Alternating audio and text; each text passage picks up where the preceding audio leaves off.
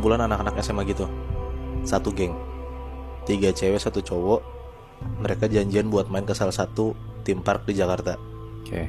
Karena emang lagi liburan dan lagi ada promo, salah satu dari mereka tuh ngidein buat ke Dufan, Bi. Nah, mereka jalan tuh berempat ke Dufan. Mereka berempat kita sebut aja namanya Nasya, Dita, Yani, dan Dion. Nasya, Dita, Yani, Dion. Benar. Oke. 3 cewek 1 cowok. Ya. Mereka berempat nyampe Dufan sekitar jam 12-an siang. Di situ si Dita tuh ngidein buat naik Istana Boneka dulu, Bi. Nah, karena di sini Dita tuh sebenarnya takut banget naik wahana-wahana ekstrim. Nah, karena teman-teman itu bertiga mikir kasihan juga Dita kalau nggak naik apa-apa, jadi diain tuh. Jadi wahana pertama yang mereka naikin adalah Istana Boneka. Sekalian ngadem ya. Iya benar. Ngantri, beres ngantri mereka naik tuh ke kapal kecilnya. Jalan kan masuk ke dalam terowongan Istana Boneka gitu. Pas lagi perahunya jalan dan masuk ke terowongannya, si Nasya nih tiba-tiba nyeletuk iseng gitu. Ih, kalau di sini malam-malam bonekanya gerak sendiri tahu gitu. Anak-anak tuh cuma pada ketawa-tawa doang karena posisinya juga mereka lagi bercanda-canda seru kan. Iya. Mereka nunjuk tuh satu boneka yang kanan, satu boneka yang kiri. Pokoknya tuh mereka komen-komenin lah boneka-boneka di sana. Nah, tiba-tiba pas Yani nunjuk bonekanya sambil ngomong, "Ih, kocak banget, boneka di sana mukanya aneh," gitu. Nah, di situ Nasya langsung lihat tuh boneka yang ditunjuk sama Yani. Tapi di situ posisinya Nasya salfok banget. Bukannya ngeliatin bonekanya, tapi di situ Nasya ngeliat ada kayak sosok cewek di belakang boneka yang Yani tunjuk, tapi cewek ini madep belakang. Jadi cuma kelihatan rambutnya doang gitu. Di situ si Nasya rada kaget lah dan makin coba ngefokusin penglihatan dia ke arah boneka itu. Tapi pas lagi fokus banget ngeliat si bonekanya, tiba-tiba badannya si Nasya dipukul sama Dion. Kayak, "Boy, bengong aja," gitu. Nah, penglihatan si Nasya nih kabur abis ditepok kayak gitu sama Dion kan. Pas Nasya nengok ke belakang ke arah boneka itu, ternyata sosok cewek yang Nasya lihat hilang gitu aja. Udah nggak ada di sana.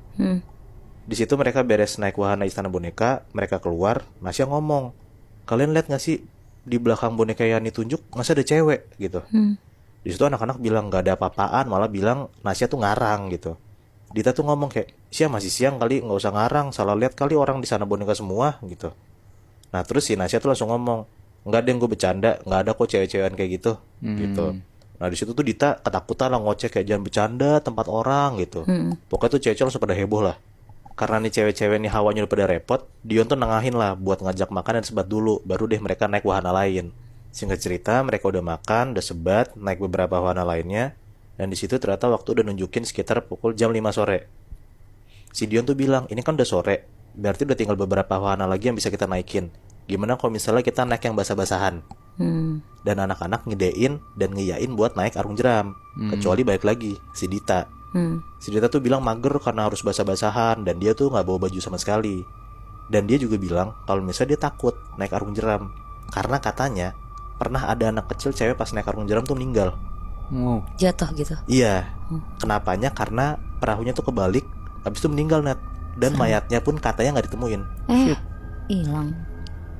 Anak-anak tuh ya kaget lah dengar kayak gitu, tapi tetap maksa buat ngajakin Dita main karena mereka tetap mau main, masa Dita doang nggak ikut gitu kan. Tapi tetap aja si Dita tuh ngomong kayak, "Gue takut banget, anjir, lu pada nggak takut celaka apa, kan ada yang mati di sana, gue nggak mau ah," gitu.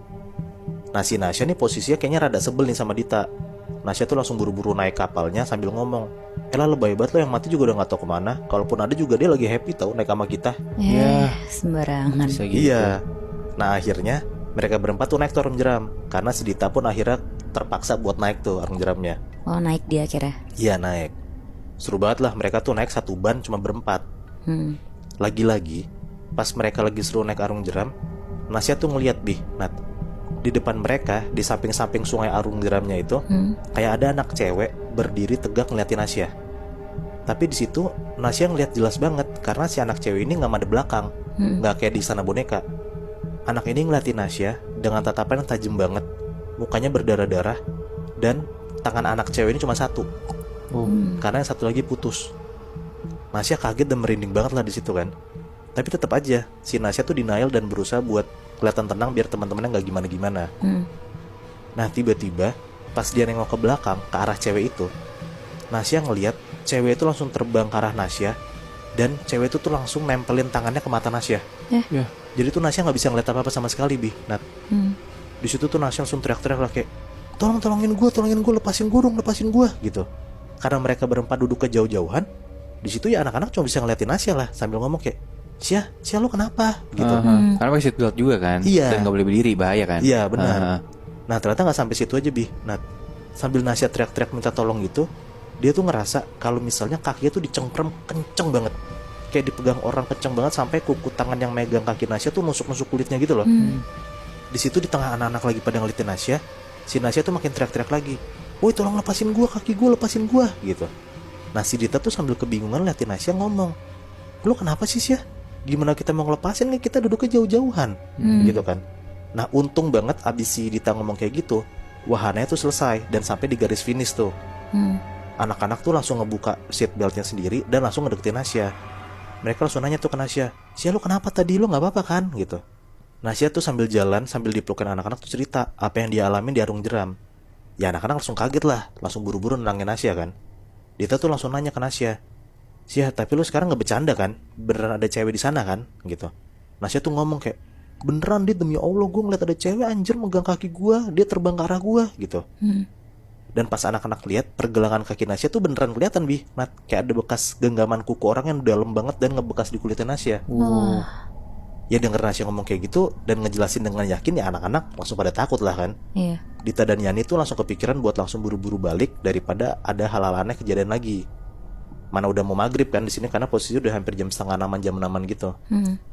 Nah Dion yang posisinya juga cowok sendiri, ya mau nggak mau harus tetap nenangin dan bikin suasana nggak tegang lagi kan. Dion tuh ngomong, yaudah Sya sekarang lo tenang dulu, kita makan dulu aja baru pulang. Lo makanya ngomongnya jangan macem-macem, soalnya gue denger dari tadi lo ngomongnya sembarangan gitu kata Dion. Nah Sya sambil nangis ngeyain lah omongan Dion kan. Akhirnya mereka udah beres-beres, ganti baju, mereka makan malam dulu di dalam Dufan baru mereka balik. Beres-beres makan semua, sekitar jam 7-an malam, anak-anak siap-siap tuh buat balik. Di situ tuh si Dita sama Yani melukin Nasya sambil jalan ke arah luar Dufan. Nah posisinya mereka bertiga cewek-cewek di depan dan Dion tuh jalan di belakang mereka. Dion tuh ngomong dari belakang, nanya, gimana Sya udah enakan kan? Gitu. Nasya tuh ngomong ke Dion, lumayan ya udah enakan kok, sambil madep ke arah Dion ke belakang gitu. Dan pas Nasya nengok ke belakang, ternyata Nasya ngeliat Bi, Nat, di belakang Dion ada sosok anak cewek yang tadi Nasya lihat lagi jalan ngikutin mereka. Nah saking lemesnya, Nasya tuh gak bisa ngomong apa-apa lagi. Dia langsung balikin pandangannya ke arah depan buat tetap jalan sambil nahan nangis tuh. Si Yani ngomong, alhamdulillah deh kalau misalnya lo gak ngeliat apa-apa, kalau misalnya lo ngeliat lagi kasih tahu kita ya gitu. Nah di situ cuman ngangguk doang tuh si Nasya. Jalanlah mereka kan lewatin antrean kora-kora tuh, karena kan trek keluar kan harus lewatin kora-kora situ kan. Di situ Yani ngomong, ih seru banget anjir naik kora-kora, ternyata masih ngantri lagi, mana kita belum naik gitu kan. Nasya nengok tuh ke arah antrean kora-kora, dan ternyata Nasya ngeliat lagi ada sosok cewek itu. Ternyata si sosok cewek itu lagi berdiri di tengah-tengah antrian kora-kora sambil ngeliatin Nasya. Nasya langsung ngomong tuh kayak, yuk cepetan yuk keluar yuk, gue udah gak kuat banget gitu. Dengar kayak gitu ya mereka langsung buru-buru keluar lah, jalan lah keluar kan mereka. Tepat di gate keluar ada satu wahana lagi yang mereka harus lintasin, yaitu karusel. Kuda yang ada paling depan Dufan tuh loh. Iya. Tahu kan lo? Tahu. Nah, lo tahu Bi, Nat, di atas karusel itu Nasya akhirnya ngeliat lagi ada sosok anak cewek itu lagi duduk di atas kudanya sambil ngeliat ke arah Nasya. Di situ tuh Nasya langsung lari kenceng banget keluar Dufan dan ninggalin teman-temannya. Jadi tuh kayaknya Nasya tuh diikutin mulu gitu loh Bi, Nat, selama di Dufan sama sosok ini. Tapi alhamdulillahnya setelah mereka keluar Dufan udah gak ada gangguan lagi tuh yang menimpa Nasya. Bete banget sih. Tapi si Nasya ini tuh emang sebenarnya indigo. Enggak, gue nangkepnya karena Nasya tuh ngomongnya kurang ajar aja Nat. Oh, ucapan dia pas di Istana Boneka itu ya? Iya, dari Istana Boneka, dari di Arung Jeram. Dan akhirnya mereka baru tahu juga ada orang yang pernah meninggal di sana kan. Nah kayaknya tuh sosok cewek itu adalah sosok yang pernah ngalamin kejadian tragis di Dufan itu.